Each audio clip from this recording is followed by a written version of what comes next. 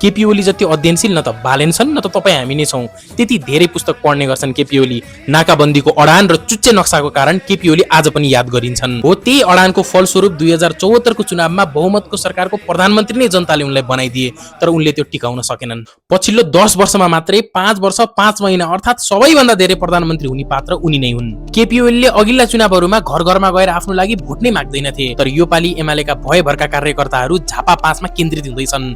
यसबाट उनको डर प्रष्ट देखिँदैछ। एमालेको विशाल देखिने अरू बेलाको सभा आज यस्तो देखिँदैछ। विश्वले रोबोटिक्स र एआई को कुरा गरिरहँदा उहाँहरूले हामीले चमत्कार गर्यौं, बाटो बनायौं, पुल बनायौं भन्नुहुन्छ।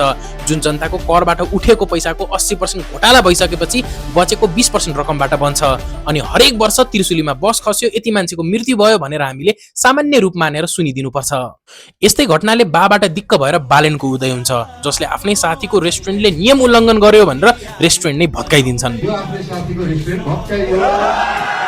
जग्गा माफियाहरूले कसरी एउटा टुकुचा खोला नै गायब गरिदिन्छन्, सरकारी जमिन कसरी अतिक्रमण गर्छन्। बालेनका कारण बिस्तारै जनताहरूले पनि यो कुरा बुझ्दै जान्छन्। अब बालेनले कस्तो काम गर्छ त्यो कसैलाई पनि थाहा छैन, तर एउटा कुरा पक्का छ, न त यसले भ्रष्टाचार गर्नेवाला छ, न त यसले आजसम्म भ्रष्टाचार गरेका कसैलाई पनि बाँकी राख्नेवाला छ। अब बा रिटायर भएर वृद्धाश्रम पुग्नुहुन्छ कि आफ्नो विरासत जोगाएर फेरि पनि सदन नै पुग्नुहुन्छ, त्यो फागुन 21 पछि झापाली जनताले बताउलान्।